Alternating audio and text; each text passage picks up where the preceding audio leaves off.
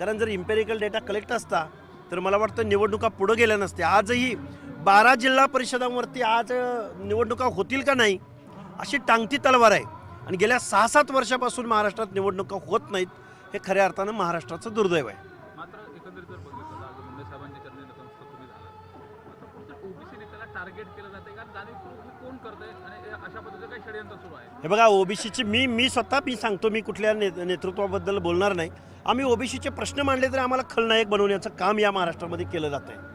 अरे गोपीनाथराव मुंडे जर आज अस्तित्वात असते, अरे भारतीय जनता पार्टीचा शीर्षस्थ नेता ज्यावेळी संसदेला जातनिहाय जनगणना ओबीसींची झाली पाहिजे म्हणून आंदोलन केलं जात होतं, त्यावेळी पक्ष पार्टी बाजूला ठेवून भाजपचा देशाचा नेता त्या आंदोलनामध्ये लालू प्रसाद यादव, रामविलास पासवान, समीरजी भुजबळ यांच्या बरोबरीनं त्या आंदोलनामध्ये सहभागी होत होता. भाजपच्या नेतृत्वामध्ये मुंडे साहेबांची धडाडी आणि आज काय वाटेल कुणाला काय वाटेल मर्जी सांभाळणारे, पक्षाची मर्जी सांभाळणारे, कुठल्या तरी 5-10% प्रस्थापित लोकांची मर्जी सांभाळणारे नेते मला वाटते आज ओबीसी बाबत भूमिका घ्यायला कुठंतरी थोडंफार कचरताना दिसत आहेत. मी कुणावर आरोप नाही करत, पण आज ओबीसींना आज एका खमक्या नेतृत्वाची आज मुंडे साहेबांच्या जाण्यानं आज उणीव भासते, एवढं मात्र मी निश्चित सांगेन. मात्र त्यांचा जो वारसा आहे तो पंकजाताई असतील किंवा धनुभाऊ असतील, ओबीसी आंदोलन असेल, ओबीसी चळवळी असतील, त्याचबरोबर एकसंघ पद्धतीने मुंडे साहेबांचा जो सामाजिक वारसा आहे तो चालवताना पंकजाताई आणि धनुभाऊ दिसतात कारण त्यांना कुठेतरी अडचणीत आणण्याचा प्रयत्न केला जातो. हे बघा राजकीय कसरत त्यांना करावी लागते हे निश्चित आहे, त्यांना टार्गेट केलं जातं हेही निश्चित आहे. पण मला माझ्यासारखा माणूस असं म्हणेन की ज्यावेळी आपल्या या समाजाचे प्रश्न असतात, सामाजिक न्यायाचे प्रश्न असतात, हे कुठेतरी पुढे येऊन समजावून सांगण्याची पण आवश्यकता आहे. त्यामुळं कमी पडतात का यावर बोलण्यापेक्षा ते त्यांच्या ठिकाणी काम करत आहेत. मी एक आंदोलक म्हणून मी एवढं निश्चित सांगेन की आज रोजी जी काही परिस्थिती आहे, आज जी काही समाजात पोकळी आहे, ही पोकळी मुंडे साहेबांच्या जाण्यानं निश्चित निर्माण झालेली आहे महाराष्ट्रामध्ये. कारण लोकनेता कुणाला म्हटलं जातं की प्रत्येक माणूस जातीपातीच्या धर्माच्या पलीकडे जाऊन जो काम करतो, ज्याच्या शब्दाला इथल्या समाजव्यवस्थेत किंमत असते, तो लोकनेता असतो. अशा लोकनेत्याची आज निश्चित उणीव भासते, हे मात्र मी निश्चित सांगेन. सरकार जर बघितलं तर भाजपचं आहे, भाजप DNA आहे असं म्हटलं गेलं. मुंडे साहेबांनी वाढवलेला हा पक्ष आहे आणि त्याच पक्षामध्ये आज सत्तेमध्ये असताना कुठेतरी ओबीसीवरती अन्याय होतो ही जी भावना आहे ती लोकांमध्ये जास्त बळावताना नाही, निश्चित ओबीसीवरती निश्चित अन्याय होतोय. ओबीसीला बजेटरी तरतुदी होत नाहीत, महामंडळांना अध्यक्ष भेटत नाहीत, महामंडळांना निधी भेटत नाही. महाज्योतीची मुलं आज आंदोलन करतायत तिथं नागपूरमध्ये जाऊन. अधिवेशनाचं सूप वाजण्याची आज वेळ आहे. आज उद्या अधिवेशन संपल, पण त्या महाज्योतीच्या मुलांना स्टायपंड मिळत नाही, त्यांना बजेट मिळत नाही. बजेट मिळालं तर कुठल्या हेडखाली मिळालं? बहुजन कल्याण मंत्र्यांनी यामध्ये लक्ष घालण्याची आवश्यकता आहे. अपयशी सरकार ओबीसीच्या प्रश्नाकडे सरकार लक्ष द्यायला तयार नाही, हा माझा आरोप आहे सरकारवरती.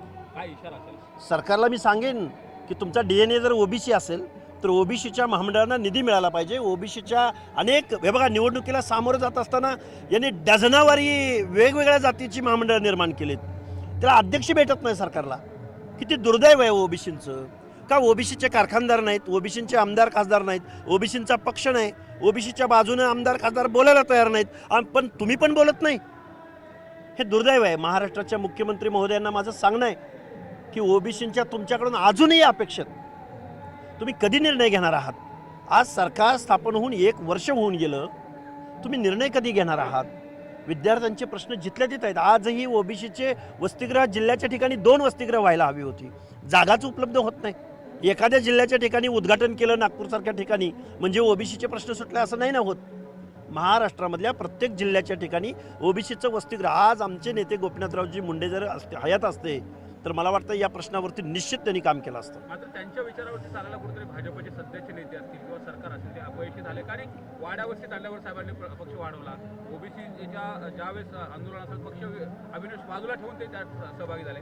पण आता तसं वाटतंय का आणि भाजपला जो मुंडे साहेबांनी दिलेला विचाराचा वारसा आहे तो कुठेतरी बाजूला जातो असं वाटतं? निश्चित. हे बघा स्वर्गीय गोपीनाथराव मुंडे हे भारतीय जनता पार्टी ही भटाबामणांची पार्टी म्हणून ज्या पक्षाकडे बघितलं गेलं त्या पक्षाला बहुजनांच्या, भटक्या विमुक्तांच्या, तांड्यावरती, वाड्यावरती, वस्त्यावरती, ऊसतोड मजुरांपर्यंत, दीनदलितांपर्यंत घेऊन जाणारा नेता म्हणजे ओबीसीचा बहुजनांचा चेहरा म्हणजे गोपीनाथराव मुंडे होते. आणि ते फक्त महाराष्ट्रापुरतं नाही तर देशभरामध्ये ओबीसींचा चेहरा म्हणून गोपीनाथराव मुंडे यांची ओळख होती. आणि हा जो पक्ष आहे याचा विस्तार करण्याचं काम जे कोणी केलंय तांड्या वाड्या वस्त्यावरती, ते स्वर्गीय गोपीनाथराव मुंडे यांनी केलेलं आहे. त्यामुळं त्यांच्या कार्याचा, त्यांच्या इमेजचा निश्चित आज रोजी त्यांच्या व्यक्तिमत्वाची किंवा लोकनेत्याची आज उणीव आहे. वारंवार सांगताय उणीव भासते. छगन भुजबळ आहे ज्यांनी ओबीसीचे अनेक मोर्चे नेतृत्व केले, ते सक्षम नाहीत का ही उणीव? हे बघा भुजबळ साहेब सक्षम पद्धतीनं मंत्रिमंडळातही भांडतायत, बाहेरही मोर्चे मेळावे आंदोलनं, त्यांची भूमिका ठाम आहे. पण आज रोजी ते हॉस्पिटलाइज आहेत, आज रोजी त्यांच्यावरती शस्त्रक्रिया झालेल्या आहेत. आज रोजी आताच्या परिस्थितीमध्ये महाराष्ट्रामध्ये जे काही वातावरण आहे, या वातावरणामध्ये खरं तर ओबीसीच्या काही नेत्यांनी याच्याही पलीकडे जाऊन पुन्हा एका नेतृत्वाला दोष देण्यापेक्षा पक्षानं भूमिका, पक्षाला मतं पाहिजेत का नको आहेत, सत्ताधाऱ्यांना मतं ओबीसींची पाहिजेत का नको आहेत, त्यांच्या प्रश्नावरती तुम्ही काम कधी करणार आहात, हा सवाल आहे ना आज रोजी महाराष्ट्रामध्ये. थँक्यू. धन्यवाद. एकच मिनिट सर तिथं थांबा एकच मिनिट.